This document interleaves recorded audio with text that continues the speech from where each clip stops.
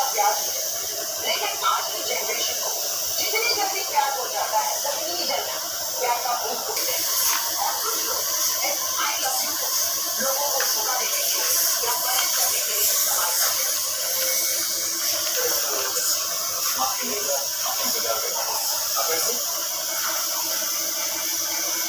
बताइए क्या शिकायत है? सर, मेरी दोस्त नीलम अब उसके पास आपकी बेटी 4 दिनों से गायब है। उनका कुछ अता पता नहीं चल रहा।